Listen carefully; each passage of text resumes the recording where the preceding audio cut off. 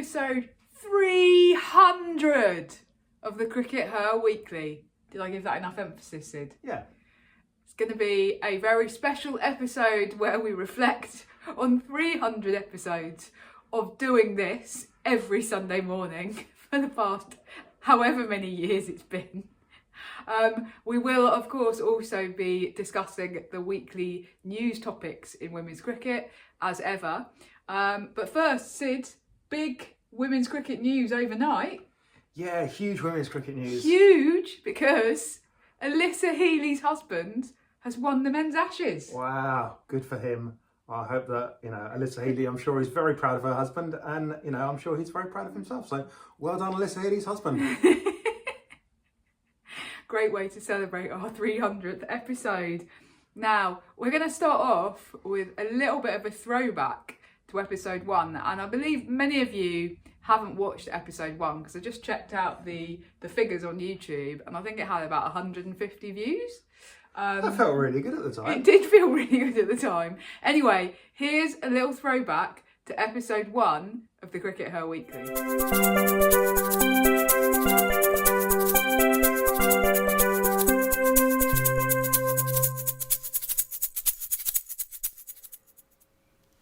Hello everyone, we are at home practicing sort of semi-social isolation. And we thought, as we did tweet a couple of days ago, we thought that we would start doing a weekly CRICKETHer social isolation podcast. Just because we've got time on our hands. We think most of you have probably got a bit more time on your hands, and it will be nice to come together as a women's cricket community every week and sort of share things and as a bit of entertainment as well. So we both watched that back recently, Sid, and it's really weird watching it, isn't it? Yeah, I mean, some things are the same, but some things, when we talked really slowly, back then, I guess we were a lot more nervous. Definitely, I was really nervous. It's noticeable how much better we've got at this. Hopefully. So, we're still not perfect. We still make a lot of mistakes, and we still get some stuff wrong sometimes. And people are definitely quick to tell us in the comments when we do. I didn't have a cup of tea in episode 1. I did check this morning, okay. And the cup of tea appeared as a prop in episode 5.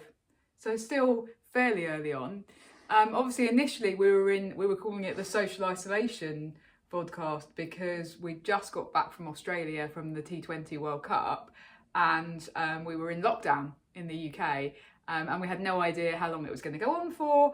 And actually what we didn't have any idea about was that we were going to end up doing this every week for over 5 years it's been now. Yeah, I think that the main thing that we've learned over this time is that it's actually quite easy to start a podcast or a vodcast. What's difficult is carrying on doing it week after week. Yeah. It's that commitment. We did miss one episode in all that time. So there's been 1 week only in that entire 5 years where we haven't done an episode. Record the live episode. Where we got married. Yeah.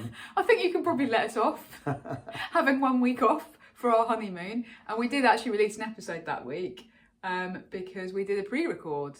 And so that was nice. I think that was the week that we did the Rob Harvey episode where I did an interview with Rob Harvey of talking about women's cricket.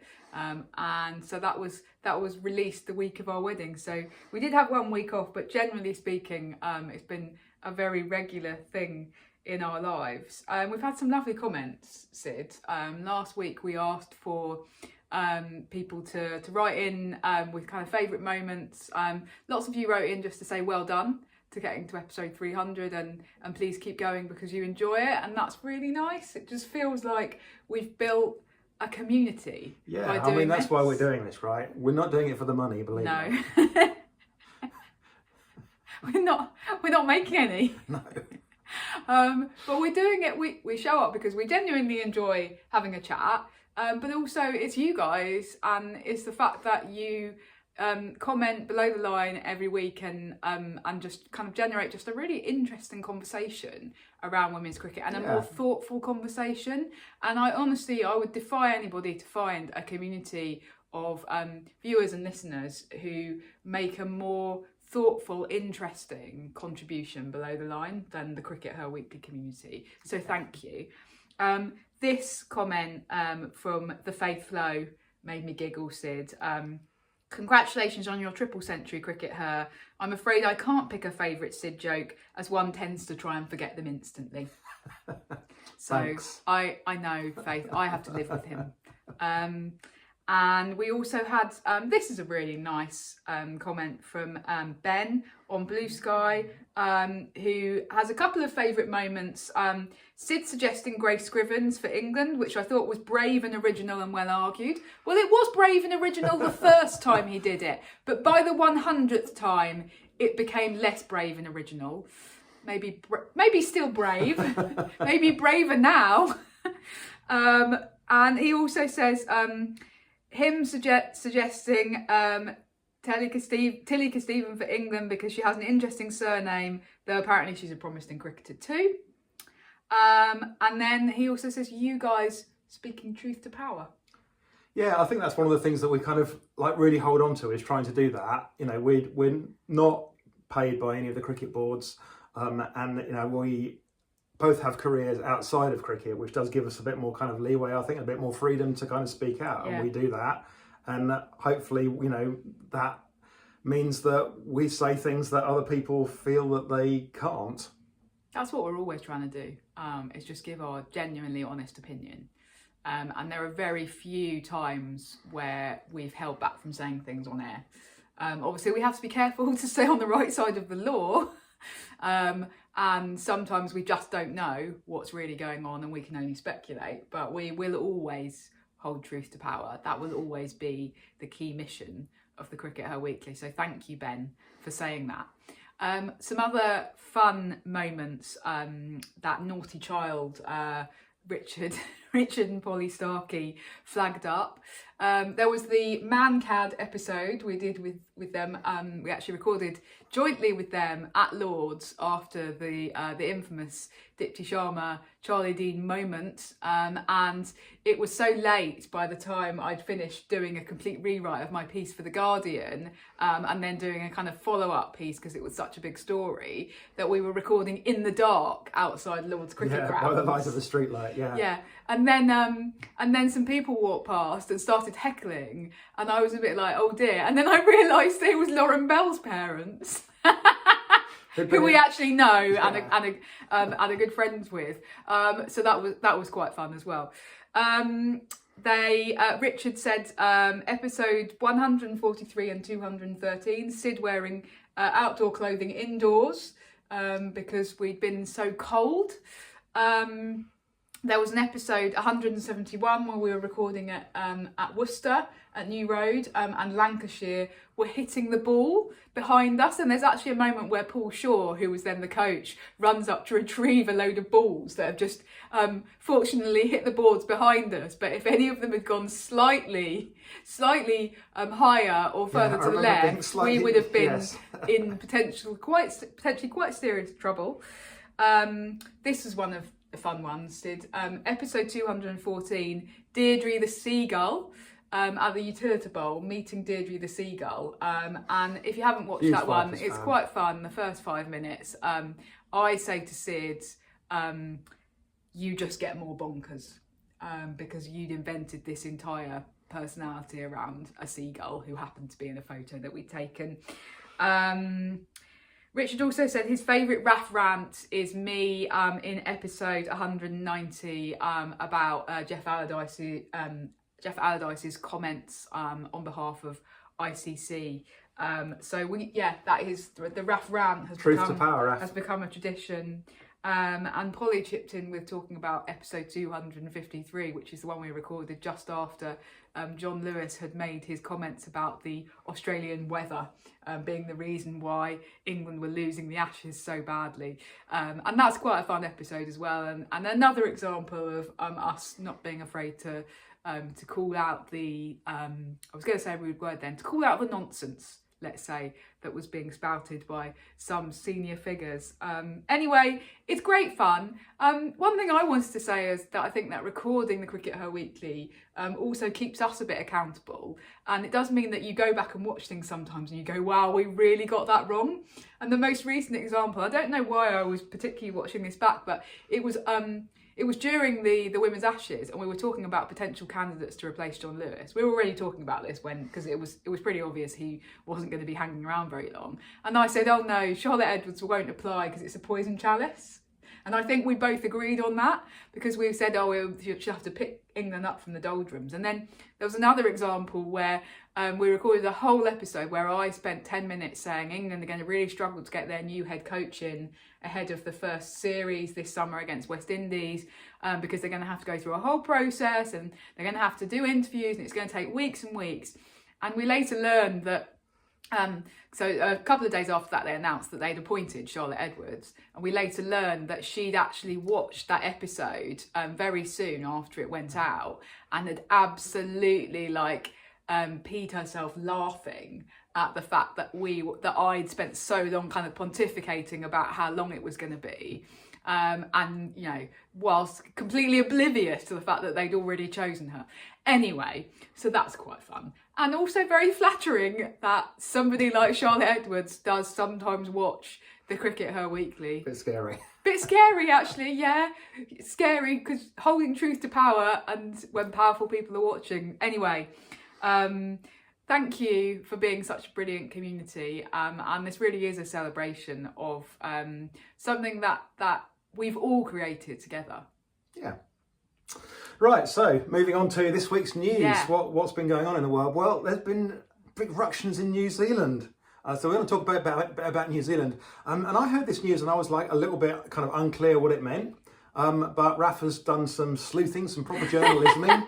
But it started off with the resignation statement from the New Zealand cricket chief executive. He said, "It has become clear that I hold a different view from the several of member associations and the New Zealand Cricket Players Association on the future priorities for New Zealand cricket, including the long-term direction of the game and the best role for T20 cricket in New Zealand." So what's it all about, Raf? What's going on and what does it mean for women's cricket? Yeah, well, I've spoken to a few people and there's obviously kind of big ructions going on within cricket in New Zealand at the moment, and that potentially will have big repercussions, obviously for women's cricket as well as men's cricket.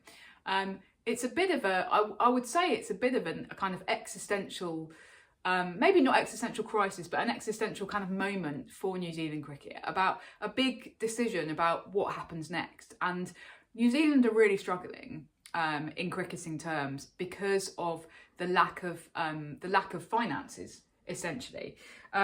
So one of the things that's going on is, for example, there's no broadcast deal in place for the next Super Smash. The next edition of the Super Smash next year currently will not be broadcast. Now, we know that many cricket boards, including New Zealand Cricket, are very reliant on broadcast revenue in order to survive day to day. Yeah, broadcast revenue at the end of the day, all over the world, is basically what pays players' salaries. The money coming in from gate receipts and things like that is like, it's almost a rounding error. It's all about the broadcast money. So if they're not bringing any money from broadcast, then that's got to be pretty worrying. Yeah, it is. And so there's a conversation going on at the moment about whether the best way forward for cricket in New Zealand and the best way to kind of help it thrive and survive is to bring in external investment, potentially in the form of a new T20 competition that's owned by people not in New Zealand, and that will bring in external investment. Now, the big question then becomes, I think they're calling it the NZT20 or something like that. The big question then becomes, if you bring in a T20 competition that essentially would be basically a New Zealand IPL, right? That's what we're talking about. What happens at that point to existing domestic competitions? Where does that leave the Super Smash? You've got a lot of people who are very concerned about that, in the same way that we have been concerned about the external investment coming into the 100. And what sort of guarantees are there for the women? Because, of course, in South Africa, for example, they've created the SAT20 and there still is no women's competition. They're still talking about it. Every time you ask them, they go, oh, yeah, that's definitely on the radar. We're definitely going to do that at some point. But it hasn't happened. So what's our understanding of where the women are in this? Well, there's a big worry about where the women are in this, in the sense of, and actually kind of my understanding is that one of the things that the CEO, the former CEO, was calling for was actually a proper assessment of what this external investment might mean for men's cricket, but also for the women's game, and to try and get a more kind of measured assessment and not to jump into anything.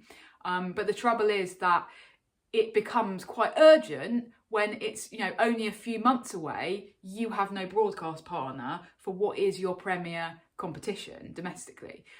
So it's a very pressing matter, and I guess that the other members of the board might say we don't necessarily have time to spend months on end doing a proper assessment of what this might mean for example, for women's cricket. So the real answer to your question, Sid, is we don't know, and nobody knows. But if it's a kind of existential crisis point for New Zealand cricket, then actually that's just as concerning for the women's game as it is for the men's.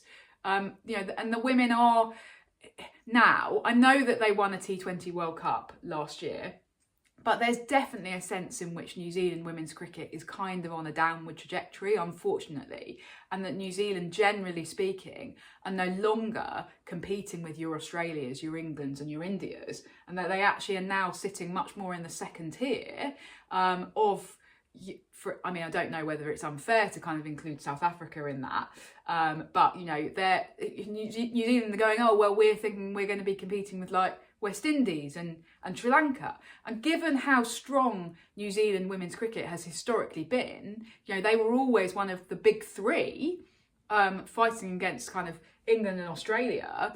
And now there is this sense of decline of women's cricket overall, and where are the next generation of players coming from? And we've talked about that before. You've got Mealy Kerr, but where else are you finding your next Susie Bates, your next Sophie Devine, your next Leah Tahuhu? Where are they coming from? And it's not just about your superstars, it's about having other people to back that up. And at best, what we're hearing, the whispers that we're hearing, are that there'll be a sort of 2.5, 3 week women's T20 competition that's played at a different time to the men's competition. That's the best case scenario that we've heard, is my understanding. That's just that doesn't give you much space on which to kind of build an edifice of a genuinely competitive domestic setup. I would say there are kind of two schools of thought in terms of this external investment, and it's similar to what we've heard in the 100, except that I think with the 100, the money that's come in, it's not been about whether or not English cricket can actually continue to survive, has it? It's not felt so existential. Yeah, people saw an opportunity to make a load of money and they've taken that opportunity. It's kind of been more about greed. It felt like there was it felt like there was an option not to do that. Whereas the trouble in New Zealand's situation is that they really are in an awful lot of a pickle unless they find some new sources of income. Yeah, so there are people who are very nervous about this new potential competition and what it might mean for women's cricket, and women's cricket being sidelined, women's cricket kind of always, being, whenever there's a new movement or something new happening, we and everybody involved in women's cricket always worries about what it means for women's cricket. But on the other hand, there's also another school of thought of, well, can they actually afford to be conservative about this when, as we've said repeatedly, no broadcast partner, as it stands, in the women's game domestically, there are, again, my understanding is there are no full-time domestic contracts for women cricketers in New Zealand. They are semi-professional at best. They're contracted for part of the year, and the amount that they earn is very minimal, and they therefore are all expected to have other jobs. Now there are the players for the national team. They are fully contracted professionals, but beneath that there is no professional structure within New Zealand domestic women's cricket. So you could argue that this external investment might enable a greater degree of professionalism within domestic women's cricket in New Zealand. But the trouble is, it's not clear, and it's never made clear before the key decisions are taken and the investment comes in. It's about, what It's a gamble. Yeah. You have to you're relying on other people to go, will you keep your side of the bargain? And, I've just been reading some chapters in your book about like the recent history of women's cricket over the last 30 years. And it's a one time after another, you see men make promises that they don't keep. Yeah, absolutely. I mean, the other concern from a New Zealand perspective, of course, is that they're so dependent on ICC revenue, and the ICC, and by that I mean effectively the BCCI, are threatening to actually kind of rejig the revenue model, and that's going to mean a smaller slice of the pie for countries like New Zealand. And so they could have the rug pulled out from underneath them at any moment, and there's nowhere to go because the ICC/BCCI just tell you how it is and you accept the money that you're given. And that's a real concern. Yeah, although I have to, we can look at the ICC's revenue sharing model, and I do actually intend to implement it in our personal life. In our Christmas cake sharing model, Raf, is actually based on the ICC's revenue model. Right. So last year I had 2 slices of our Christmas cake. So this year you might not get 2 slices. You might get 2 slices, but they might be smaller. But at the end of the day, there will be plenty of cake for me. Thanks for that. Oh, good. We're going to have a really jolly Christmas. Anyway. So I think it's complicated, and it's a worrying time for New Zealand cricket, and so hopefully that gives a little bit more kind of context and information as to exactly what the CEO's resignation might mean for women's cricket in New Zealand. Moving elsewhere in the world, Sid, South Africa v Ireland, the series concluded this week.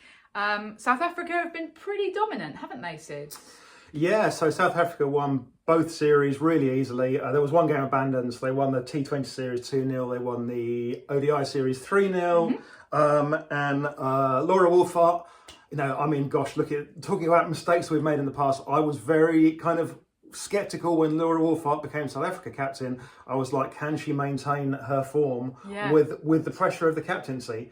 But it turns out that, one of the smartest people in cricket in terms of like book smart and things like that, it doesn't seem to have been a problem. She scored another 300, added 300s in the space of 5 games to her kind of international career. Meg Lanning and co are now looking over their shoulders in terms of international hundreds, definitely at Laura Wolfart. She looks almost certain to kind of finish her career as the record holder. Huge wins by big margins. There has been some criticism though. So Ongama Gakwabe of thepost.co.za, I hope I've pronounced his name correctly, he has been a little bit critical of where South Africa are at, mostly about the bowling really. He's concede 300. Yeah, they did concede ODI. 300 in an ODI. On the other hand, they still won the ODI by a country mile because they scored a lot more than 300. 380, they scored something like that. 375, I think it was, yeah. So, but what the argument is that basically there's a couple of things going on that saying, well, Ireland were really poor and South Africa just took advantage of that. So, they weren't great games, which, I guess, that's fair enough. But you play what's put in front of you, right? Absolutely. At the end of the day, South Africa's job was to go and smash huge wins, and they did that. Well, England sent a team to Ireland just over a year ago and lost twice. Yeah, so and equally, this wasn't South Africa at full strength.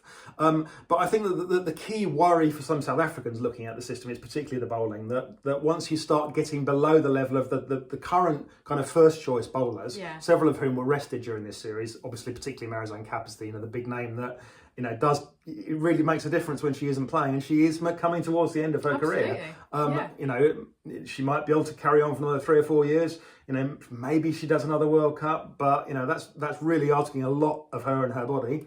And there's concerns that the next generation isn't coming through to replace them.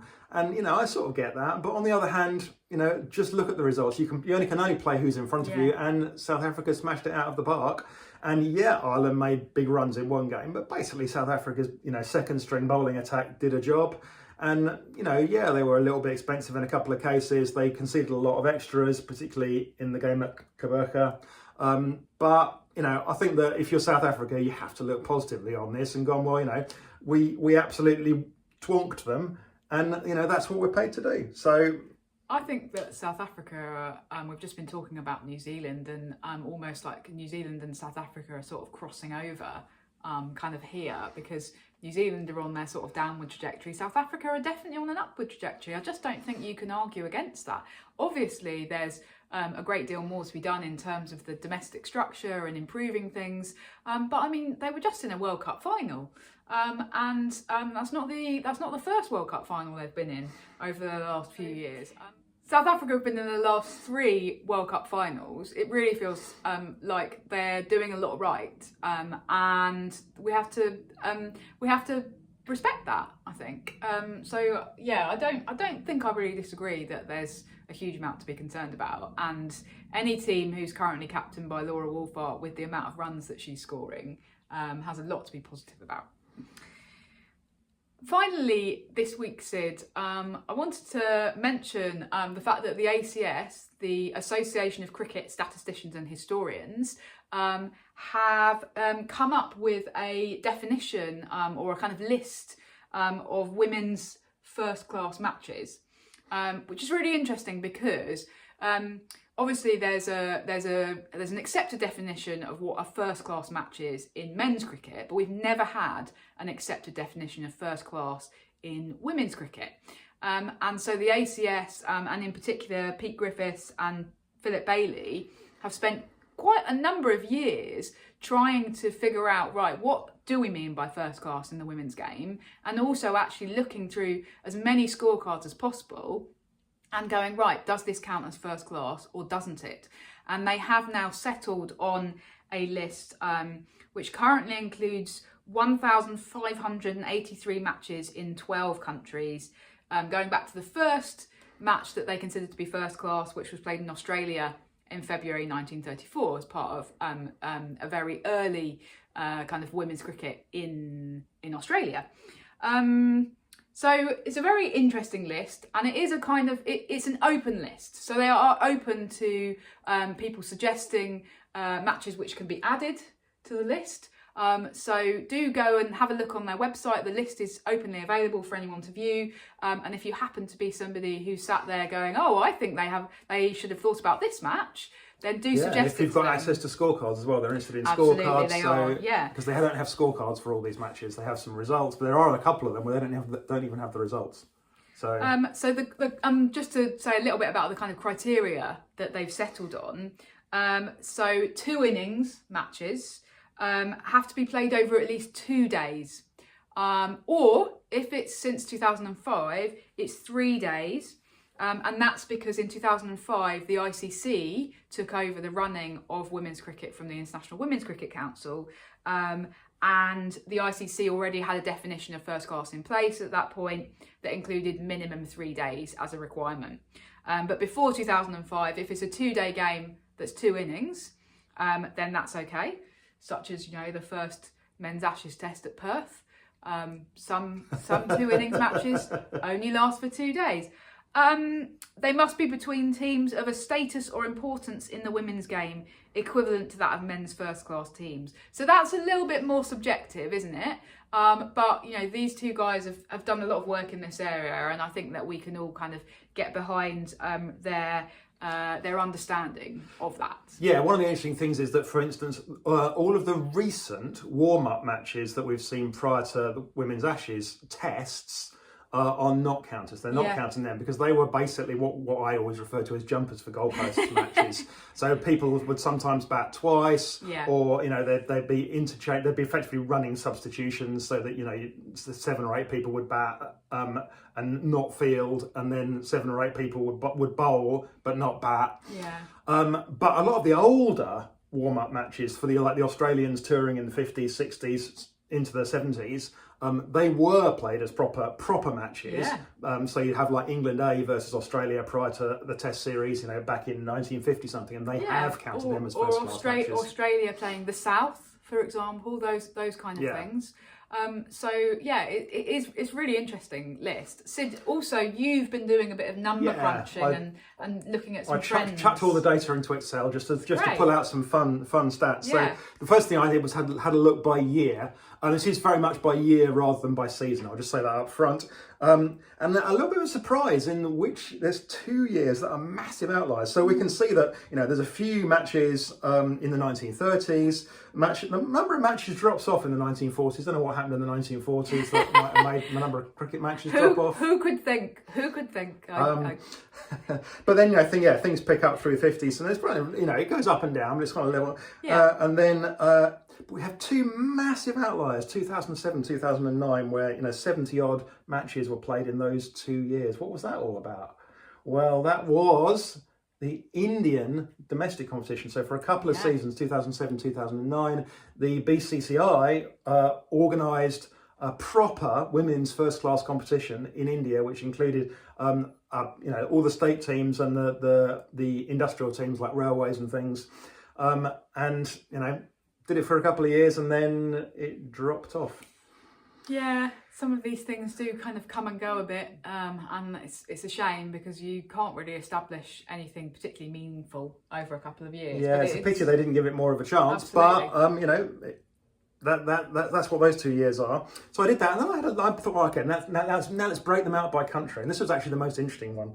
So before I put this, have a think. What country do you think has hosted the most first-class matches? I got this wrong, by the way. Let's put it up on screen. It is New Zealand. Which is so interesting given the conversations recently about New Zealand having hosted no women's tests since 2004. Yeah, so New Zealand have hosted 500 first-class matches. Australia just over 400. India just over 300. Of course, almost all that 300 were those 2 seasons. Well over half that 300 were the 2 seasons where they had this domestic first-class competition. But, what was going on with New Zealand? Well, the answer is that they had a very healthy, proper first-class competition running from the 50s right into the 90s. Yeah. And, we can actually look specifically, here's the next graph, at matches in New Zealand, and we can see that it built up, and in the 70s and 80s, they were playing up to 18 first-class matches a year. They hit 19 in 1 year, and regularly 18. Again, this is years rather than seasons. But there's a lot of proper first-class cricket. There was mostly 2-day matches going on, because obviously the players were amateurs, so they were generally played over weekends. But yeah, and then mysteriously, a sudden drop-off in the early 90s, and then it flatlines. It flatlines like a person that's flatlined because they're flatlining. And what's going on there, Raf? Yeah, well, I think we all know what happened in 1992, but just in case you didn't, the New Zealand Women's Cricket Council merged with the men's organisation. So essentially women's cricket transitioned from being run by its own association to being run by a load of men who clearly didn't have the same views and don't still have the same views about the importance of multi-day cricket to women. And there's been no first-class cricket played in New Zealand since, basically. It's just staggering, isn't it? That it's basically this really established competition. They just took a bulldozer through it. Okay, so we started with New Zealand, well, sort of, and we've ended with New Zealand. We have. But thank you for joining us for our 300th episode. Thank you for joining us for 300 episodes. If anybody has watched all 300, then, you deserve a medal. Yeah, congratulations. If you're at a loose end over Christmas, then they're all on YouTube for free. So, it's the choice between us and Love Actually and Die Hard. I know which one I'd pick. We hope that you all have a lovely Christmas and hopefully we will see you enjoy in the Christmas New Year period. We'll be back for another episode next week where we'll look back on our year. Reflecting on 2025. So we will see you then. But otherwise, bye for now. Happy Christmas. Signed, sealed, delivered, episode 300.